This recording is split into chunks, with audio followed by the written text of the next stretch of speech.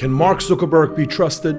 Reincarnation, astrology, and the coming humanity versus AI war. In this video, I'm going to invite you into a deep dive into the deepest esoteric science layers and levels in order to understand an enigmatic figure, one of the most remarkable personalities of our age, Mark Zuckerberg, and his intentions for humanity and how his commercial enterprise is going to evolve potentially in the coming clash and struggle that we are going to go into between humanity and an overlord AI.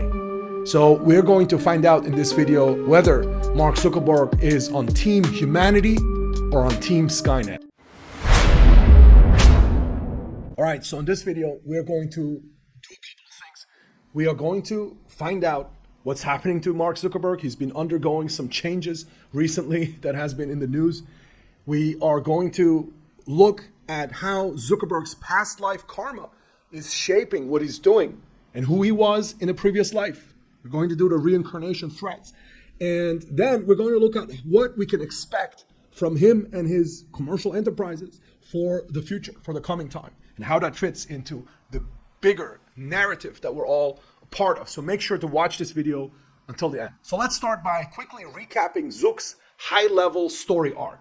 So he started off by stealing an idea from the Winklevoss brothers, the Facebook at the time. He then ruthlessly kicked out any competitors, anybody who was on his team that could stand in his way, and he built up this massive corporation, now Meta, which is $1.5 trillion, something like that, market cap, social media behemoth, and he used this company, this massive social media company, to, well, first of all, to steal everybody's data that has been on it, which is billions and billions of people online. He worked with the deep state to blatantly manipulate elections, amongst which was also the 2020 elections in the US, but not just there.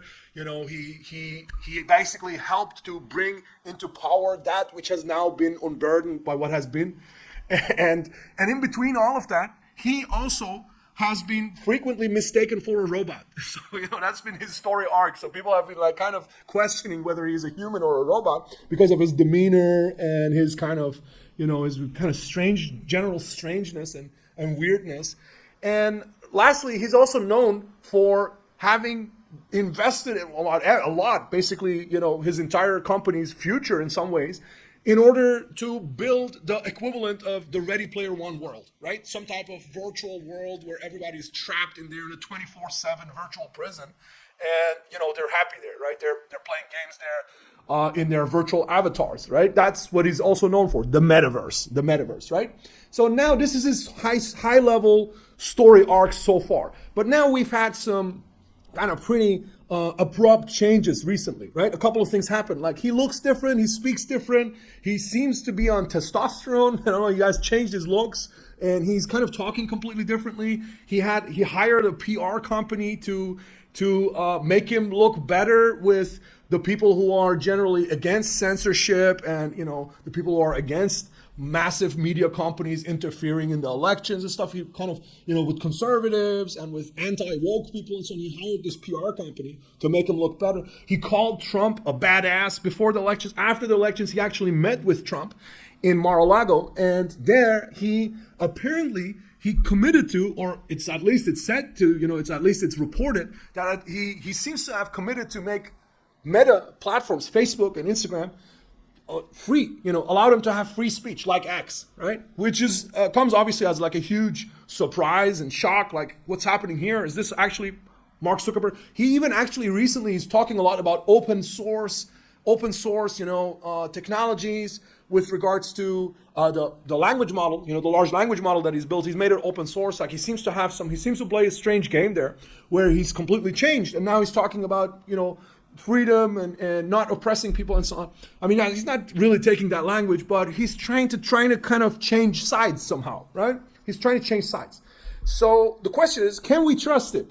Can it be trusted? And obviously, as this is Ultra Sapient and this is Dr. V, we are going to do not just the surface level, the analysis of, what is his interest and so on. We're going to put on the esoteric perspective, and we're going to go deep into the astrology and into the reincarnation, right? To see who is he, who was he, what is his goal, what is his soul's incarnation purpose, where did he come from, what is he trying to do, right? And this is going to get very deep. So I invite you into this deep entry, right? Into sit back, relax, and be open, right? To what we're going to do in this video. So now let's start by looking at his chart. It's a good entry point, right? It's always a good entry point. Let me bring up his chart, and you can see a couple of things here right away. So this is his chart, right? This is Mark Zuckerberg, and we have a perfect time. We know the chart, right? It's like a good chart where we know the time, and look at the right, look at the markers of the kind of the big parameters first. The ascendant, right? Ascendant is here in Sagittarius, and it's with what? It stands with Kafka and Prometheus, asteroid Kafka and Prometheus, right? Kafka was like an author, a creator of fantastic worlds in literature, right? And Prometheus, obviously, like Prometheus is like the figure, the archetypal figure of, going against the gods, right? Going against the gods and claiming technology and innovation against the gods, right? And then you have also an ascendant, right? You have here robot and autonomous, right? Autonomous. This is literally like they're together on the ascendant, right? And Hybris and Asmodeus, like Hybris. This is Asmodeus is demonic forces, right? So put these together to describe the ascendant. You have this literal, this creator of worlds who creates, technological worlds, and who either is a robot or is facing robots somehow, right? Robot and autonomous robots on the ascendant, right? Or on the descendant, rather. And who's also got to deal with like these demonic forces that he's bringing in somehow, right? This is the first level. Bear with me. We're going to get so deep in this video.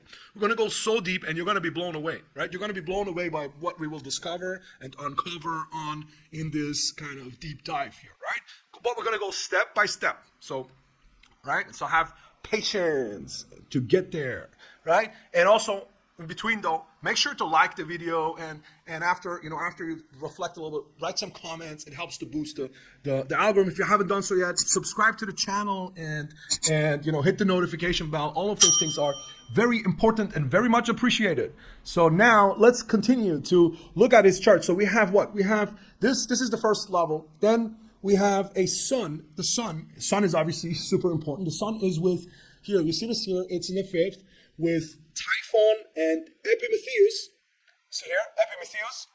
And Epimetheus is the brother of Prometheus. Epimetheus is the brother of Prometheus, who was the one who opened the box of Pandora.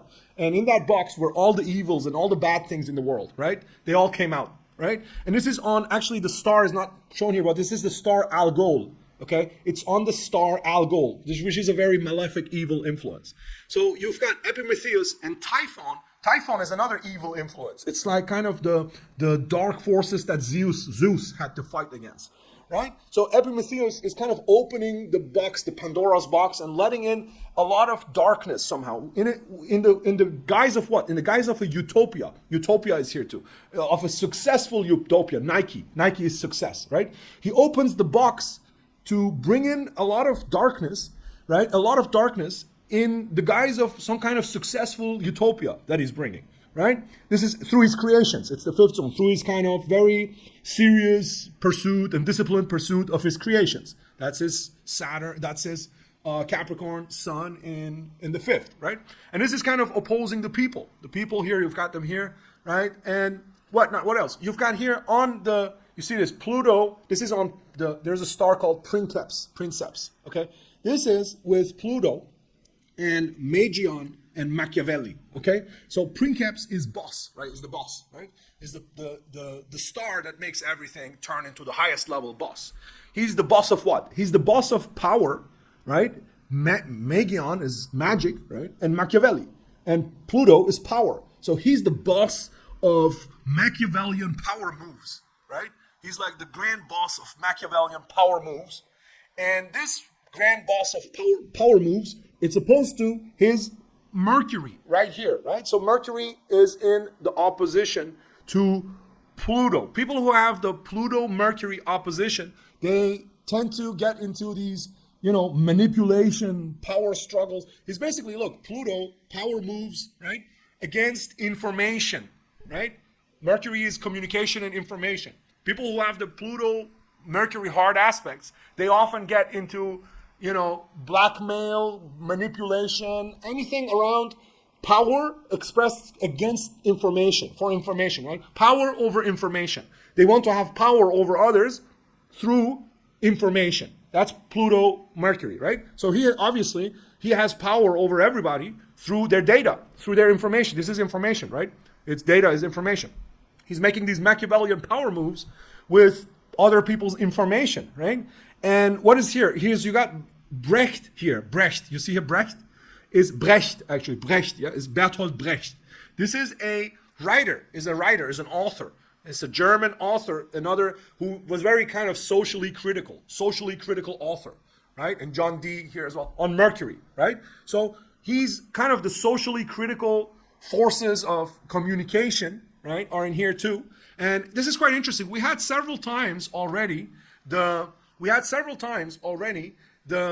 appearance of a novelist or an author, right? We had Kafka here. Kafka is on the ascendant, and then Brecht on his Mercury, right? So we have this kind of repeating, the novelist, the author, the creator of fantasy worlds, right? Which obviously in his case, these fantasy worlds are electronic platforms, and they are right, they're the metaverse, and there are fantasy worlds, but there are communication, IT, technology, fantasy worlds, right? But oftentimes, actually always, when you see, because the soul reincarnates, right? Or if you think about it as transmigration, right? There is this resonance between this incarnation and this incarnation, right? The previous incarnation and the current one. There's this archetypal resonance.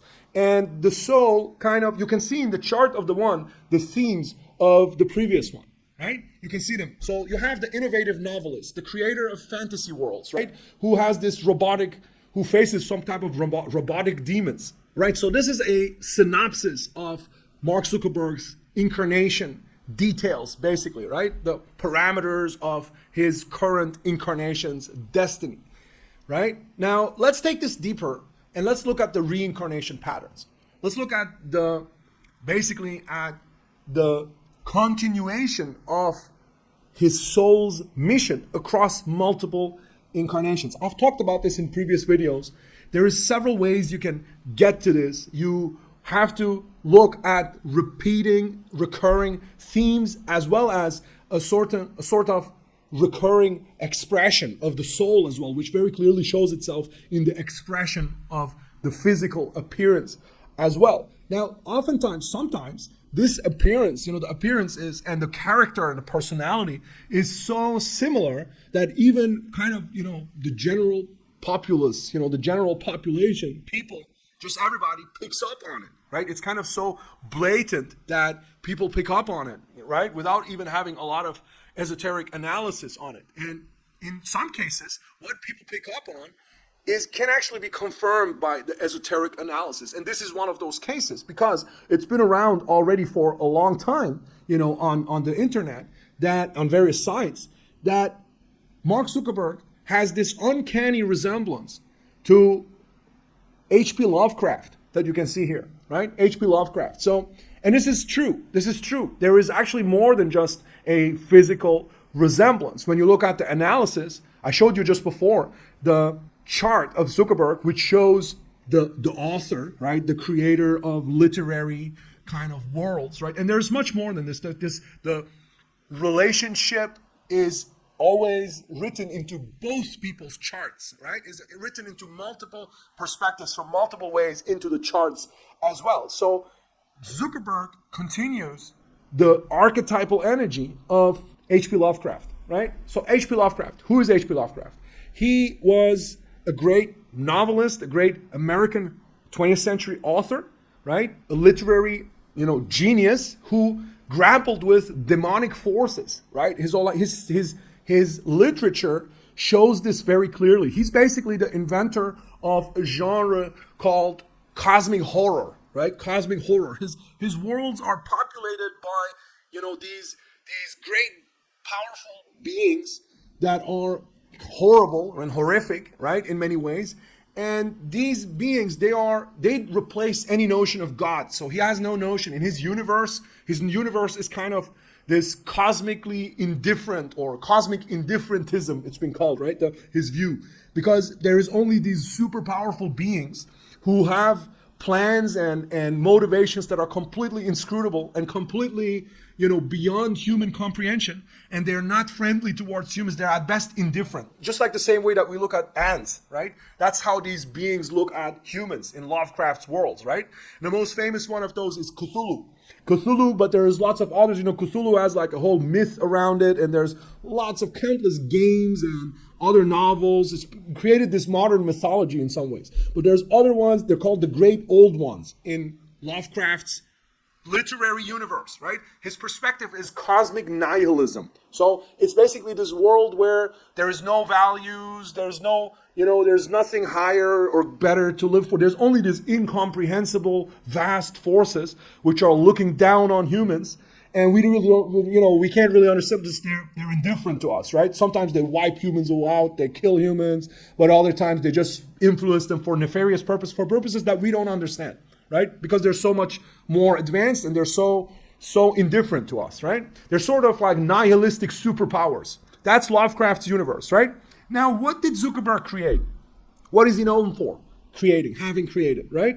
He has spent his life creating an AI-driven world where increasingly there is an entity that is separate from us, right? And this entity has kind of incomprehensible powers. It's inscrutable. We cannot really even see. We cannot look inside the entity. It's sort of called the black box, right? So the AI is like a black box. We can't even really understand how it makes certain decisions.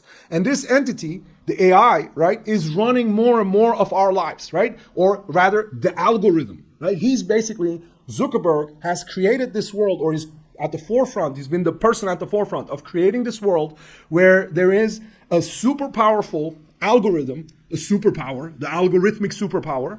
And this algorithmic superpower shapes our lives. It owns your data, right? It is completely indifferent to us, right? It has its own goals, its own purposes. So obviously you can say it's all programmed into it, but again, it's a black box in many ways. It's a black box for us. Even AI scientists will say that, right? There's this whole thing called the control problem as AI advances. How do we even know what it's going to do? Right? There is a certain independence there, and certainly a certain indifference to human goals. So there is these parallels. There's a lot of parallels, and this goes much further. Basically, it goes much further.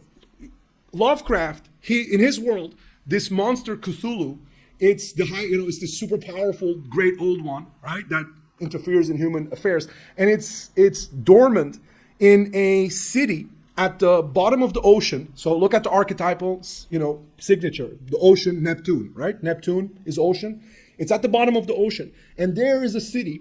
And this city is Riley. This city is described as having a kind of, curved space-time. It has, non-Euclidean geometry, which means basically like, it means reality is warped in there. It's completely warped. It's like this space, which is a space outside of space, right? It's like a virtual reality space, right? That's where this Riley, lives. And from there, Riley dreams up everything and controls, that space basically, as well as human affairs. And if people are pulled into that space, they're doomed basically, right? So now where's the parallel here? There's a clear parallel, obviously, with the metaverse. Right? The metaverse is Mark Zuckerberg's pet peeve. It's his pet, but it's like kind of his mission somehow, it seems, right? And his Neptunian, right? Like the dreamverse, the dreamscape, this space that he wants to create, which is going to be completely governed by the algorithm in which humans are pulled into. And that's supposed to be giving us fulfillment. That's supposed to solve our social and existential problems, right? To bring people into and our political and economic problems, right? People have no, there's not going to be work for people. Just put them in the metaverse. Just send everybody to the metaverse. Let the AI control everybody's life in the metaverse and let everybody live these dream lives, right? Basically sucking your life energy out, right? Sucking their life, our actual vital astral life energy being sent into these virtual spaces. This is the realization, right? This is the realization of the idea and the dreamscape of Lovecraft through digital technological means in the 21st century. You see the parallels. This is the archetypal thread. This is the archetypal thread that resonates and repeats, and that's what we mean when we say reincarnation. There's a reincarnation thread and a reincarnation pattern, right? There is a certain repetition because we always constellate, again, the same archetypal energies in different forms, in different setups, right?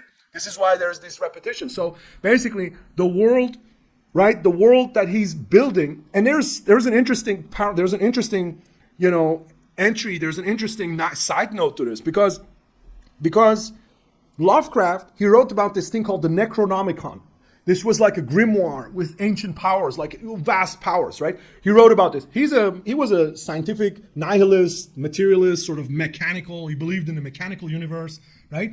But still, he was very fascinated by occultism at the same time, magic and occultism, even though he had like a materialistic viewpoint of it, right? He was very fascinated, and he was actually an initiate. He was a third level initiate.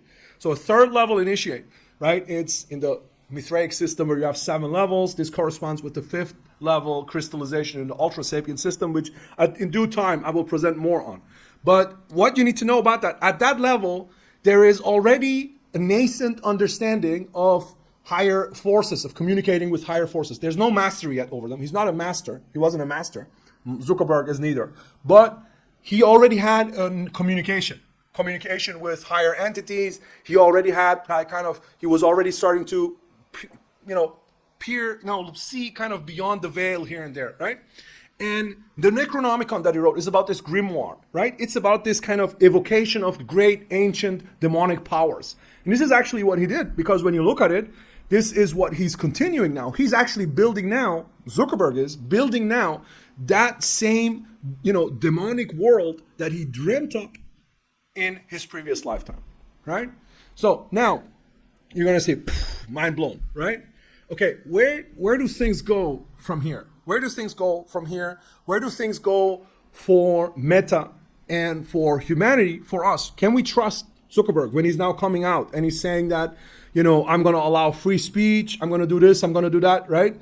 Can we actually believe him? Well, we saw what his motivations are. We see what his motivations are, but it's not written in stone. He has a way, he has a path, especially because I said he was on the third level, third initiate, right? At that level, there is not yet the absolute firm commitment made to this side and that side. He's already completely dabbling. He's serving basically some demonic forces, but there's still some space for him, for Zuckerberg, to evolve.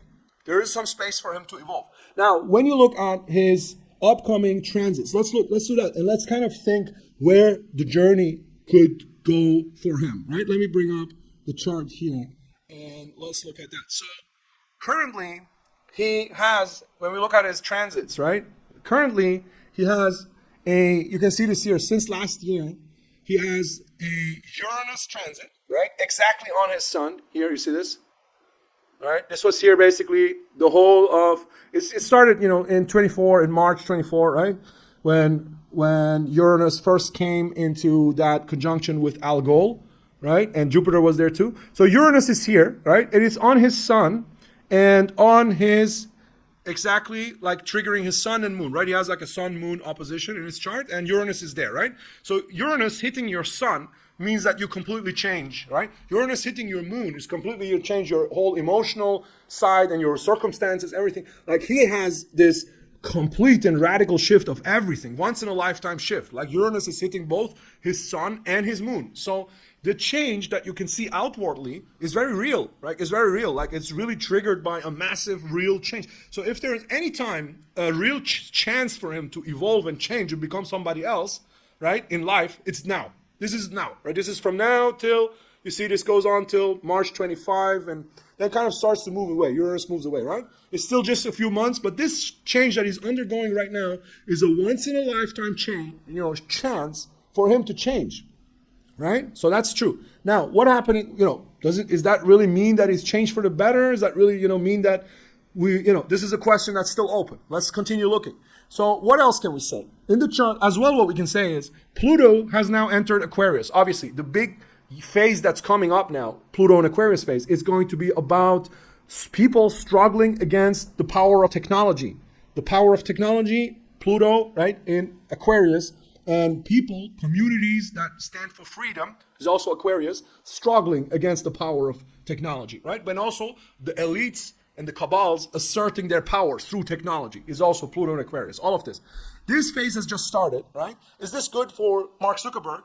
Oddly enough, interestingly enough, even though he's the one who brought this all into being, he's the main guy in this story, it's not good for him, what's happening now. Because his time to shine was Pluto in Capricorn. 2009, see here, 2009, all the way to 2024, right? Because Pluto in Capricorn, he had Pluto here, because he has this strong, Taurus and Scorpio placements, Pluto is the power of the masses.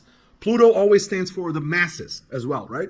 Darkness, but also the masses. So collective unconscious. So Pluto was not just hitting his Neptune and then his Jupiter, but was giving the sextile and the trine here to his planets, right? For what? For all of this time, for 2008, all the way to 2009, all the way to 2024. So this was his time. Yeah, this was his power move time, right? This is the time when, obviously, when he came into immense, vast wealth and immense and vast power. 2009 to 2024. Now it's going to change. Now, in the coming years, Pluto is not anymore making any trines to any of his planets. On the contrary, starting from, a few years from now, it's actually going to start having these squares here. Starting from the 2030s, right? And in the 30s, it's going to be all squaring all of his planets, right? So in the 20s, first of all, from now on, in the remainder of the 20s, which is from now, right, till the next 5-6 years, he's not going to be the main guy anymore, right? He's not the main guy anymore. There's going to be others who are the tycoons who are moving things, right? But he's built this massive system, obviously, that's there, right? And that's going to just run like that. And in the 2030s is where he's going to face massive, massive opposition. So if he's still, if he's doing what he's doing in the 2030s, he's going to face the wrath of the people, the massive wrath of the people. There's going to be a vast story, like for all of humanity in human history. It's going to be on the historical scale, right? For the humanity rising up against the mega corporations, right? Of which he will be like a main guy, a main leader, right? A main figurehead, right? In the 2030s. And that's a possible realization. Another possible realization is that he personally actually changes and actually starts to turn against his own systems that he's built, which are limiting and restricting human freedom and trapping humans into these Lovecraftian, horror systems. Really, I mean, these Lovecraftian systems of, indifferentism and extraction of your human energies, right? Under the control of the algorithm for nefarious purposes, right? So that's the only chance for him if he turns against this system. And, you have to always, give people the benefit of the doubt, even though what he has done and what he has created so far does not look like it at all, right? He has personally brought about, or he has served as a servant of those dark forces. He has brought those dark forces into all of our lives and created that system for them. Right? But now, after this shift that he's going through now, he has to show, basically, if he can be trusted, if he wants to change, if he has the ability to go against his own system or not. Right? This is the time for him. This window is open right now. It's going to close pretty soon with the Uranus transit leaving, and he has to kind of lock in his final changes to his nature and to who he is, and he has to show now already. So let me wrap this and recap this, right? So he has to show, he has now until next, mid-25, to show if he's serious, to show if he's serious, right? He went to meet Trump. He went to say, I'm going to take the, I'm going to open up my platforms. He has now the next 4 or 5 months to show if he's serious. If he doesn't do it, this was the one big chance to change. The Uranus transit on his sun and moon, right?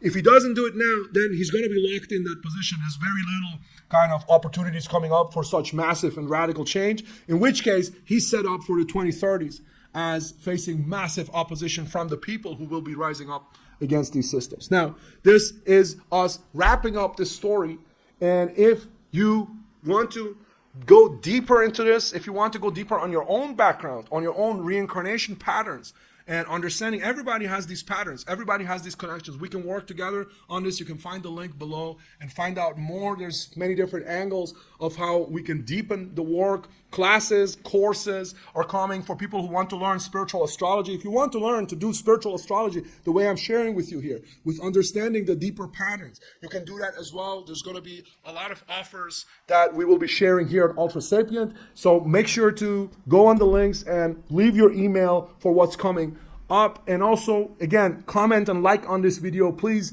to grow the Ultra Conscious group and collective. And if you haven't done so yet, like and subscribe to this channel as well, and be well. I wish you all the best. Be blessed.